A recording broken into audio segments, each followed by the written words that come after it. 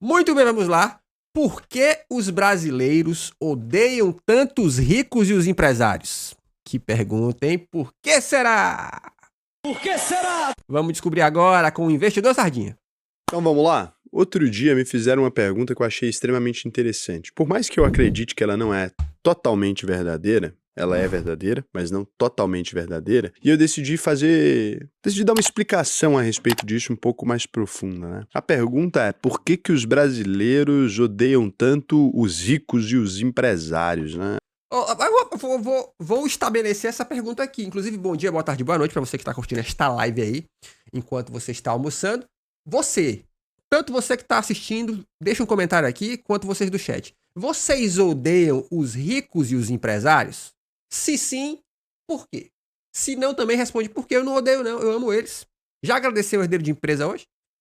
Essa é uma pergunta interessante. Eu não acho que odeio, mas eu acho que de fato em algumas regiões do Brasil, e não em todas, existe uma espécie de tentativa de acusar as pessoas mais ricas de terem roubado, de terem feito alguma coisa muito desonesta, muito errada, né? E eu consegui encontrar a raiz disso aqui no nosso país, e talvez de maneira que ninguém nunca tenha observado antes. Se alguém observou antes, comenta aqui o nome da pessoa, porque eu realmente nunca tinha visto essa análise. Eu estava conversando com um amigo meu, que é um filósofo, o grande Denis ali, e acabei chegando nessa conclusão. Então o que acontece? Para isso eu vou precisar contar uma história muito curiosa, você vai entender por que ela vai fazer sentido e no final você vai falar assim, cara, faz sentido. Talvez seja isso mesmo. Então, eu vou contar a história da economia brasileira mais recente, que eu acho que a gente é fruto dessa história, né? Então, dos anos 1980 a 1985, o Brasil, ele já vinha sofrendo de uma hiperinflação que começou lá no General Figueiredo, né? De 79 ali, ele começou a sentir esses efeitos. E aí, diversas tentativas foram feitas ali ainda. Peraí, o general sentiu os efeitos da hiperinflação? Ok. Pelo General Figueiredo, para tentar controlar. E aí, desde congelamento de preços e salários, até várias outras coisas para tentar diminuir a oferta monetária do Brasil, para a gente poder evitar, né, os efeitos indesejados dessa inflação. Inclusive. Mas vocês sabem, né? Vocês sabem, mas nesse período aí dos militares, aí, período da. Como é que é a palavra? Da intervenção militar, o que os militares gastaram de dinheiro não foi brincadeira, né? Que os caras arrombaram, ou seja, se argumenta-se que o aumento de gastos públicos, militar, lembre-se, militar, né, público, aumenta a inflação, então não é que a hiperinflação caiu no colo dele, tá? Inclusive, inflação não é o aumento de preço. Inclusive, refazendo, né, aqui ó, meu chat tá me lembrando que não é intervenção, eu fui legal, né? Ditadura! O aumento de preço é a consequência imediata da inflação ali, mas não é ele que é a causa da inflação. E aí eu tenho dúvidas, meu querido. Eu tenho dúvidas, na moral. Porque assim, né, a famosa frase, né? É bom, como é que é? O que veio primeiro, o ovo ou a galinha? Eu acho que sim. Eu acho que uma inflação pode ser pode ser a causa inicial para o aumento de preços, mas eu também acredito que o aumento de preços pode ser a causa inicial para uma inflação também. Lembre-se, a gente vive num mundo dinâmico, onde existem grupos empresariais. Eu vou falar empresariais por falta de palavra melhor, tá? Mas a gente tem cartéis, grupos que decidem que tal coisa deveria custar mais ou custar menos. A gente vê isso acontecer o tempo todo. Com a internet ainda mais, né? Essas convenções, elas batem a porta. Então, assim, a gente sabe por A mais B que o livre mercado não existe, né? Plano Cruzado começou em 1986, lá com o José Sarney. Ele ganhou a eleição. Mentira! Quem ganhou foi o Tancredo, tá? Mas quem assumiu foi o Sarney. O Brasil tem uma dificuldade terrível com governantes. O Tancredo bateu as botas. Então, a gente teve a introdução. Desculpa, mas não é só o Brasil não, tá? Infelizmente, é a história das democracias. Golpes e golpinhos e gente que morre acontece em vários lugares do mundo, inclusive no famigerado país mais gostoso do mundo para os liberais, que é os Estados Unidos. Lá tem gente que leva bala na cabeça, meu amigo. Ao vivaço, né? Desfilando em praça pública. Pá! Introdução do Plano Cruzado, que substituiu o cruzeiro pelo cruzado, né? Então, um cruzado é igual a 1.000 cruzeiros, a gente perdeu 3 zeros, né? Se devolver todos os zeros dos brasileiros, a gente fica tudo trilhardário, né? Ele congelou os preços e tentou controlar a inflação através do mecanismo de fiscalização, os chamados fiscais do Sarney. E é aqui que começa o nosso problema. O que acontece? A inflação por si, se você... Comentário no chat, não choco, a inflação é a desvalorização da moeda, e quando isso acontece, você tem sintomas como o aumento de preços. Discordo, Bruno, por um motivo muito simples. A gente tem várias denúncias comprovadas, documentadas, de grupos que se unem, o nome disso é cartel, inclusive, para artificialmente aumentar o valor de seus preços ou aumentar as suas margens de lucros. E, ou seja, a partir do momento que certos grupos mais influentes no mercado, vou dar um exemplo, combustíveis. Se o grupo dos combustíveis consegue, de alguma maneira, inflacionar, elevar o preço do seu produto, no Brasil a gente chama isso de PPI, acontece o efeito em cadeia de vários outros produtos que dependem do combustível para poder ser transportado e algo do tipo, que vai ter aumento de preço também. Então, desculpa, eu não acredito, não acho, pelo que a gente vive, de que é só uma desvalorização da moeda que acontece como se fosse a chuva que cai. Você começar a estudar, você vai perceber que é o seguinte: a gente tem ali uma quantidade limitada de produtos na nossa economia. O que é? Então, existe um número específico real, né, de sacos de arroz, de sacos de feijão, de arroz nos campos mesmo, de gado nos campos e no açougue. Tudo isso é limitado pela realidade. A gente só pode ter aquilo que a gente de fato produziu. Com o dinheiro, isso não é da mesma forma. O governo pode colocar dinheiro na economia de diversas formas, tá? Ele pode colocar dinheiro na economia cortando a taxa de juros e aumentando a oferta de crédito. Ele pode literalmente, né, dar dinheiro para as empresas ou para os bancos emprestarem. Ele pode comprar títulos dos bancos. Assim, existe uma infinidade de mecanismos pelos quais o governo consegue inserir dinheiro na economia. Até contratando pessoas, o governo pode, né, contratar pessoas e pagar os funcionários públicos. Ele pode investir em obras públicas e contratar pessoas por meio daquilo ali. Quando o governo ele começa a colocar dinheiro na economia, a gente tem uma expansão da produção. É verdade, tá? Então, você tem uma expansão da produção ali. Por quê? Porque o governo começa a construir uma obra no PAC. Por exemplo, vou construir agora um prédio, ele contratou os pedreiros, etc. Aquele prédio vai ser levantado. Só que, se o governo exagera nessa injeção de dinheiro, a gente começa a ter muito papel, né, moeda na economia. Não papel de fato, mas dinheiro circulando na economia. Muito dinheiro mesmo, uma expansão monetária muito grande. Os bancos também expandem essa oferta monetária se ele corta a taxa de juros, e a gente começa a ter pessoas com mais dinheiro. Raul, isso é ótimo. Então o que o governo deveria fazer seria exatamente investir cada vez mais. Só que se o governo faz isso e não dá tempo da produção aumentar, ou se essa produção de fato não aumenta, porque o que ele está colocando é dinheiro em setores que não tem esse aumento na produtividade, etc., o que a gente pode ver é um aumento da quantidade de dinheiro na mão das pessoas com a quantidade de produtos ficando a mesma. Se todo mundo tem dinheiro, as pessoas começam a oferecer cada vez mais dinheiro para comprar os produtos. É a lei de oferta e demanda. Tô singularizando, tô colocando isso pro indivíduo, né? Mas não é muita gente que faz isso. Os preços vão se ajustando normalmente. E quando isso aqui acontece, os produtos começam a ficar mais caros. Raul, então a gente poderia assim. De novo, eu acho que é uma. É romântico, porque assim, infelizmente, no mundo que a gente vive, isso não acontece só por essa causa. Muitas vezes, no Brasil isso acontece muito. Se as empresas às vezes notam uma expansão econômica, uma expansão financeira, elas, de propósito, elas seguram os seus projetos de expansão porque elas vão faturar muito mais tendo que entregar a mesma quantidade de produto. Olha, a conta é simples. Beleza. As pessoas têm mais dinheiro, elas querem mais carro, elas querem comprar mais carro. Beleza. Eu posso agora pegar a grana, investir para produzir mais carro, ou eu posso segurar aqui e só aumentar o preço do produto, tendo o mesmo custo de produção, mas tendo mais lucro. É o capitalismo, né, porra? É meio óbvio, tá? Então, justificar assim, como um dos mecanismos para a inflação, desculpa, eu não acho honesto, não. Os preços, olha lá, Choco, independente de cartéis aumentarem preço, isso não se chama inflação. Inflação é um termo errado, mas a inflação mede desvalorização da moeda e não aumento de preço. Tá, talvez você esteja sendo técnico aqui agora, tá, meu querido? Mas no fim das contas, no cunho popular, a gente vai sentir tanto quanto inflação. Porque inflação, nós sentimos como, nós brasileiros normais, a gente não sente ela como, ui, meu dinheiro desvalorizou simplesmente. A gente sente como o preço das coisas subiu. Entendeste? Mas eu entendi seu ponto. Os preços podem subir artificialmente por cartéis ou por inflação, entendeu? Agora, inflação não é aumento de preço, é desvalorização de moeda, e utilizam o IPCA para medir o aumento de preço na inflação. Pois é, eu entendo tecnicamente isso, mas eu também entendo que nós vamos sentir a coisa simples, o termo simples vai ser pá, né? Simplificar dizendo que normalmente, né, as inflações são causadas pelos governos? Sim, as inflações são causadas diretamente pela política econômica, né? Discordo. As inflações também são causadas pelos efeitos... Como é que a gente chama isso? Os efeitos mamadas, não, como é que é? Como é que é o nome do negócio? Pelos efeitos bolha, porra. Bolha imobiliária, né? efeitos climáticos, não vem só do governo, não. Ah, não vem não, né, pô? Como um todo. Não é pelo, o Lula, o fulano de tal, não. É o presidente do Banco Central, todo mundo junto. Eles ali podem acabar causando uma inflação dependendo do que eles façam. E aí, quando isso acontece... E... Ó, eu acho curioso. Eu não tô falando... Bom, estamos no meio do vídeo aqui.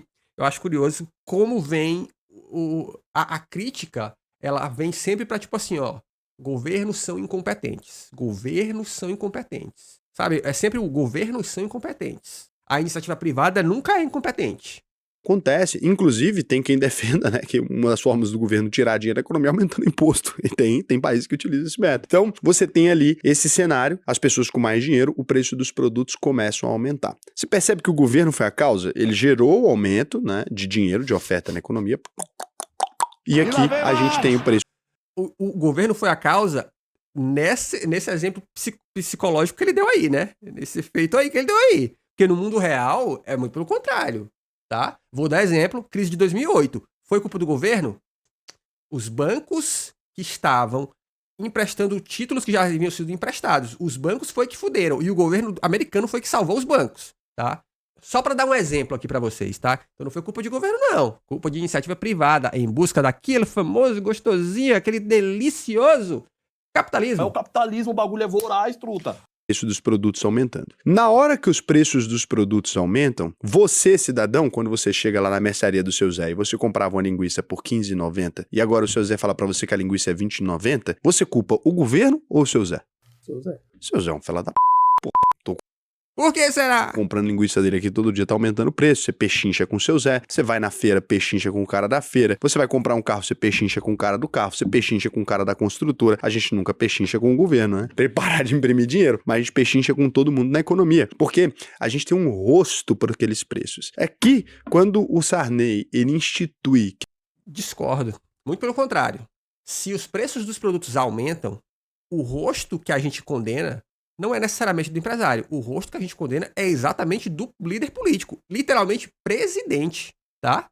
Sendo que muitas vezes isso é um conchavo de vários atores. Afinal de contas, o Congresso brasileiro é formado por deputados federais e estaduais, senadores. A gente nunca condena todo mundo. A gente olha pro rosto do presidente e ele é a cara daquele governo. Então a gente condena esse cara. No Brasil, a gente, quando começou a condenar o empresário... E aí eu vou discordar dele falar que é por causa dos anos 80, da hiperinflação e piriri-pororó. Eu discordo. Eu acho que essa nossa condenação contra empresários, vou até dar um spoiler aqui da minha opinião geral, ela vem de que nós, como classe trabalhadora, nós todos conhecemos alguém que trabalha para alguém. Nossos pais trabalham para alguém. E todos nós vivemos, dia após dia, exemplos de tratamento desgraçado dos patrões com seus funcionários, ou seja, de não pagar o salário em dia, de reclamar do funcionário, de falar que o funcionário não merece aquele salário de merda que ele trabalha, que o patrão tá fazendo um favor. Quantas empresas eu trabalhei que os caras falavam assim, ó, tá achando que aqui tá ruim? Pior tá lá fora. Não tava, mas eles metiam esse louco. Por quê? Porque o interesse do cara é o lucro. E aí a gente tem um outro fator que é também que a gente viu nos últimos anos empresários brasileiros, dando um exemplo aqui do agro, os caras né, os caras que vendem gado, os caras que vendem soja, escolhendo deliberadamente exportar sua produção porque paga em dólar e falando na nossa cara que estávamos com dificuldade para comprar esses itens porque estavam mais caros, de falar assim, mas se eu vender barato, eu vou ter prejuízo. Ou seja, aquele empresário que a gente via rico pra caralho, falando na sua cara assim, ó, eu preciso te vender mais caro, senão não vai valer a pena pra mim. Só que pra ele não valer a pena e pra mim era passar fome. Tá entendendo? Então assim, eu acho que é daí que vem o nosso... Se ele existe um ódio por empresário, ele vem daí, tá? Que a população, né, deveria fiscalizar os empresários na tentativa de congelar os preços, inclusive foi isso que deu errado. No mundo todo, congelamento de preço deu errado em todos os lugares que foi tentado, desde Roma, tá? Que foi um dos primeiros lugares que a gente tem história da tentativa de congelamento de preço. Acabou com o Império, basicamente. O que acabou com o Império fazer? Não foi as invasões. Foi realmente a tentativa de controle de preço que fragilizou ali o Império Romano, né? Então... E é claro, né, gente? Ó, pensa, por que um congelamento de preço nunca vai dar certo?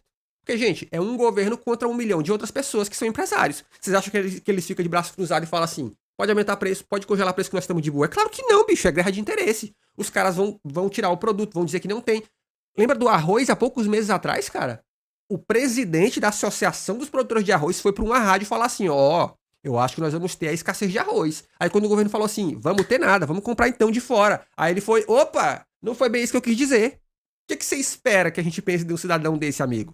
Que ele é gente boa? Que ele tá afim de nos ajudar? Não, cara, ele tá interessado no próprio bolso. Pura e simplesmente. Quando ele coloca que o empresário é culpado, ele ensinou a população a odiar os empresários. As pessoas iam ali no negócio vigiar como se elas fossem, né, a defesa, como se o governo estivesse tentando proteger ela daquele empresário malvadão que estava tentando aumentar os preços. Eu acho, analisando a nossa história, que o Sarney é o grande culpado de tudo. Mas aí, né, amigo, aí você tá com... Aí eu vou discordar, tá? Aí eu discordo, tá? De novo. Irmão, pensa no mercado de bolsa de valores. O que é o mercado de bolsa de valores? É uma precificação de produtos baseado em percepção, e você sabe disso. É baseado em percepção, não necessariamente em realidade. É baseado... vocês podem argumentar que tem estudos, o banco dá nota, piriri, pororó, mas você sabe que ainda é baseado em percepção. É a percepção de alguns que vendem essa percepção para vários outros. Qualquer agente financeiro vende a sua percepção, a percepção do seu negócio para o mercado. Então é sobre percepção, não é sobre realidade. A partir do momento que a venda é de percepção, muitas vezes o empresário, para poder valorizar o seu negócio, ele vai vender a ideia de percepção, de que o seu negócio é muito bom, de que ele é maravilhoso e de que ele só não é melhor porque o governo tá dificultando. Tanto é que toda a demanda do empresário é sobre governo. Como é que eu pago menos imposto? Governo, como é que eu... E qual é o imposto que ele está buscando?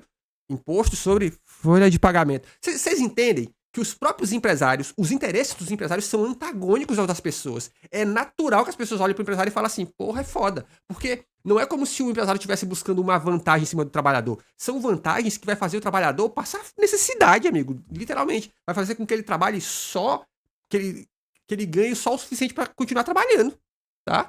Cheguei na conclusão que a partir desse momento a gente começa a ter uma outra visão, porque quando você pega documentos mais históricos, mais antigos, etc., não existia esse nível de... Eu fiz uma pesquisa muito rasa, né? Não sou um historiador, deixando bem claro isso, mas quando você faz ali, vê os jornais, etc., parece que não existe esse ímpeto contra os empresários a partir do momento que o Sarney institui a tentativa de controlar os preços, que a gente deveria buscar ali, né? Os empresários e que eles estavam de alguma maneira sendo... porque se a gente deveria vigiá-los, porque eles estão sendo desonestos, né? E daí parecia que os empresários estavam sendo desonestos. Aí como é que acaba? Mas, tá, eu vou dar um exemplo pessoal aqui, tá? Quando se instaurou a pandemia, recentemente aí, né? Historicamente falando, e que aí as empresas precisaram fechar, eu vi com os meus olhinhos que ia ter de comer, lojas de carro, porque as fábricas pararam, então não tinha carro. O cara assim, ó, o carro tava no pátio, tá? Ele não tinha pagado um preço mais alto, o carro estava no pátio. Ele só virou e falou assim, esse carro que era 230, 250, vou vender por 280 agora e paga quem quiser. Se não quiser também, foda-se, fica aí e tal. Então assim, isso, ele não teve um custo aumentado. Foi a literal oportunidade do capitalista. Então o capitalista, na menor oportunidade, ele vai meter o louco. Porque ele tem uma vantagem econômica sobre isso, ele pode fazer isso, tá? Porra, é isso que eu acho triste. É que, meu irmão, ao mesmo tempo que os caras, não, porque nós somos capitalistas, quer pagar de bom moço, porra, não é. O capitalismo não tá aí pra bons moços. Então, pelo menos eu acho que deveria ser honesto, tá ligado? Não, nós somos isso, capitalista nós quer sugar até a última gota. Por que é isso, porra? No fim das contas, não é isso? Esse é o limiar desse sistema econômico, cara. Não tem rolê. Pagar que nós somos trabalhadores, não sei o que. Irmão, tem diferença, cara. Tá? Tem diferença. Essa história na prática. Todo mundo começa a fiscalizar e não adianta absolutamente nada, porque aí começa a faltar produto na prateleira. Não adianta porque a fiscalização por si só realmente não adianta. Por quê? Porque existe uma dinâmica de poder. No fim das contas, o empresário tem muito mais poder que o trabalhador.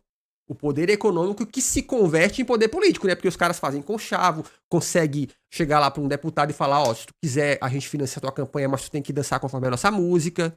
Existe como, né? A oferta não cresceu, o dinheiro aumentou, as pessoas começam a comprar tudo que existe, acabou os produtos na prateleira. O que o Sarney fez? Desistiu? Percebeu que a ideia dele era idiota? Acho que sim, não? Não, mandou laçar o boi no pasto pra matar. Daí as pessoas tinham que vender o boi a qualquer preço, não tinham como comprar de novo as coisas pra poder produzir, não tinham como comprar os insumos e quebrou todo mundo. Então, Sarney atrasou. Quebrou todo mundo? Quebrou quem? Quem quebrou? Que história é essa, porra? o país em sei lá quantos anos, né, com essa tentativa louca dele e não conseguiu resolver o problema, porque não adianta congelar os preços se a oferta está limitada. Então você tem um problema ali com isso. Errado, eu discordo. Ó, até porque, gente, depois que uma moeda entra em hiperinflação, como é o caso do que aconteceu no Brasil nesses anos, dos anos 80 e tal, principalmente, né? Você tem outro fator que é o fator psicológico. A partir do momento que todo mundo botou na cabeça de que, porra, as coisas estão valendo menos de um dia pro outro, fudeu. Antes de fazer qualquer coisa, você precisa convencer a população de que, ó, vai haver uma estabilidade aqui agora, econômica, pra gente poder lidar. Porque vira a teoria do medo, tá ligado? Gente, é a tal história. Imagina só, nós temos todos vocês têm seu dinheiro aí na poupança aí. Se hoje, nesse momento, rolar um pânico mortal de todo mundo achar que o banco vai fechar e todo mundo for agora no banco sacar o seu dinheiro, de fato vai faltar dinheiro. Vocês estão entendendo? Então a primeira coisa que se precisa fazer, e se precisou, e esses planos cruzados, e culminando no plano real, também tinha essa intenção de, ó, gente, calma lá, ó. A gente precisa mudar isso a ponto das pessoas compreenderem o valor do dinheiro e de que as coisas não iam mudar do dia pra noite. Tanto que tá rolando um podcast do G1 muito bom aí sobre o empreendimento do plano real. E tem umas histórias muito boas.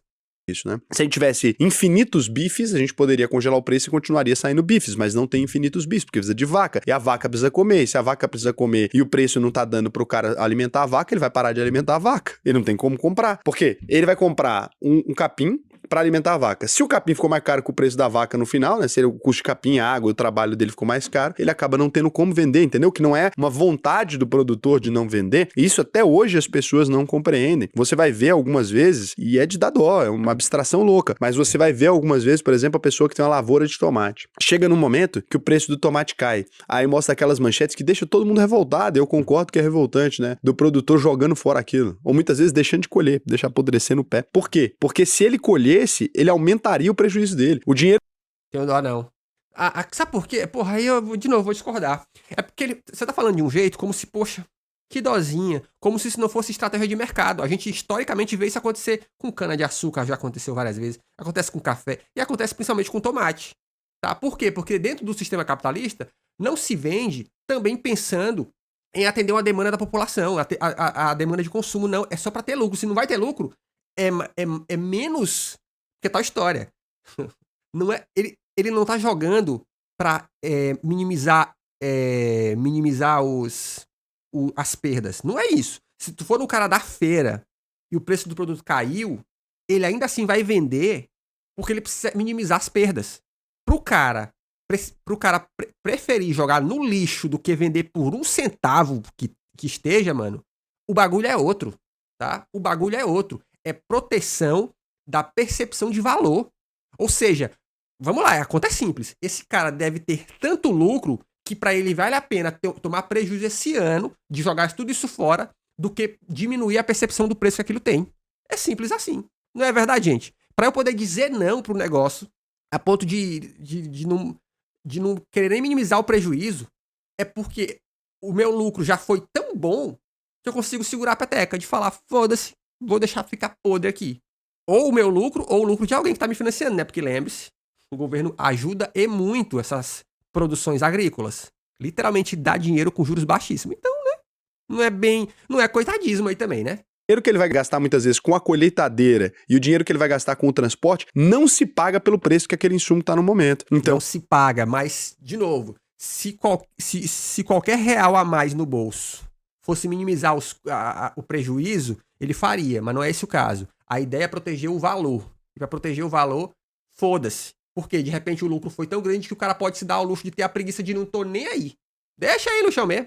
Então, não adianta, né, você simplesmente ir lá e querer obrigar esse cara a vender, porque mesmo que a gente obrigue ele, fala, é proibido agora você jogar fora, o que vai acontecer? Ele vai tomar prejuízo, ele vai quebrar, e a gente vai ter mais problemas na cadeia econômica. Então, basicamente, quando a gente analisa, parece que o brasileiro foi ensinado, né, a demonizar os empresários e as pessoas que produzem por aquilo que o governo causou. E é muito difícil você...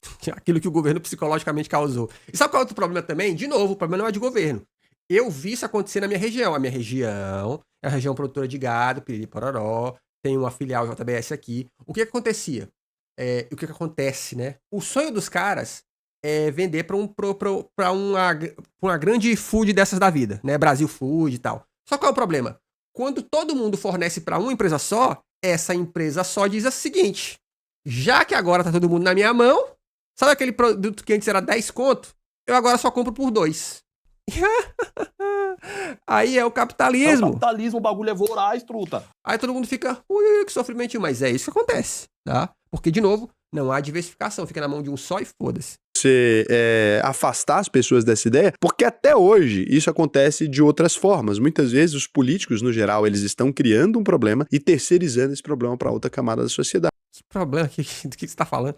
Eles fazem isso com relação aos empresários, eles fazem isso com relação aos trabalhadores, eles fazem isso com todos os grupos. Ou seja, nessa ficção que o Raul tá contando aqui pra nós, os políticos estão usando os empresários como bucha de canhão contra os trabalhadores. O problema não somos nós, são os empresários. E eu até entendo que, de certo modo, isso muitas vezes aconteça, tá? Mas eu não acho que isso aconteça do nada, tá? Eu realmente não acho que isso aconteça do nada. Eu não acho que os empresários olham pros empresários tudo legal e falam assim, vou usar esses caras. Muito pelo contrário.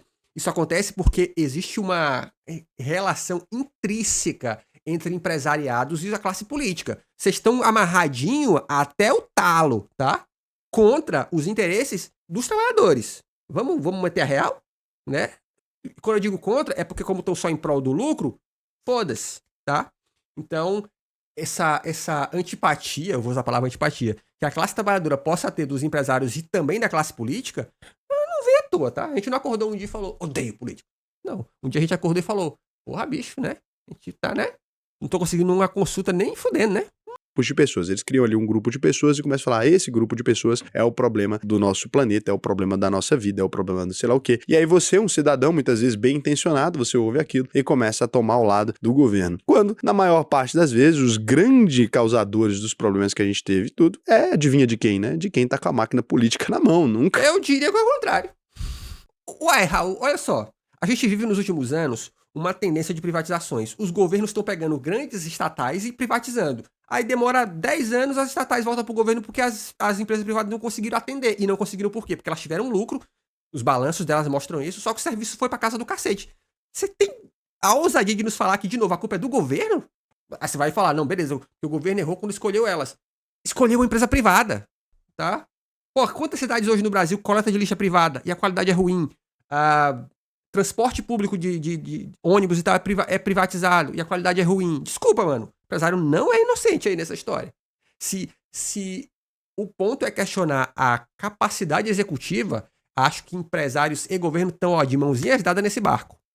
Do cidadão comum que tá ali trabalhando, acorda para produzir as coisas. E essa pessoa tá contribuindo com a economia. E essas outras pessoas que não trabalham, né, esses caras que simplesmente vivem dos nossos esforços, eles estão atrapalhando a nossa vida na maior parte dos casos. É uma discussão aí. Eu decidi responder essa pergunta, não sei se estou certo, sinceramente, foi simplesmente Temos discordâncias aí, como você pode ver, tá? Uma análise. Fiquei emocionado porque eu fico, sou da classe trabalhadora, mas fico. Que me ocorreu, né, de tentar entender um pouco disso. O que você acha que aconteceu de fato? Porque essas coisas de falar, o povo brasileiro é invejoso, conversa fiada, a gente adora uma história de sucesso, adora um menino que saiu da periferia e ficou rico, a gente sempre gostou desse tipo de coisa, a gente nunca teve problema com essa história. As empresas, elas tentam trabalhar com o máximo de eficiência. Se você Oi?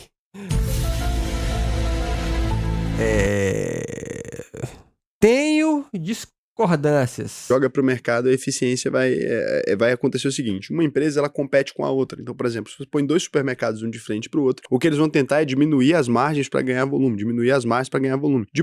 Diminuir as margens para ganhar volume? Eu discordo. Cara, a maioria das empresas está tentando reduzir custo. E as que estão jogando na margem, de reduzir a margem para aumentar volume, é startup, que joga com o bolso alheio. Não é verdade, ô chat? Eu tô maluco? Economistas do chat. O que eu vejo no Brasil, a tendência das empresas é trabalhar cortando o custo. E o custo é o trabalhador. Então, por isso essa luta para poder reduzir a folha de pagamento lá, né? O que precisa pagar para a folha de pagamento, eles chamam de exoneração, né? Isso. Por isso essa luta para isso. Então, tenta se cortar no custo. Então, tenta se cortar, até na qualidade do produto oferecido.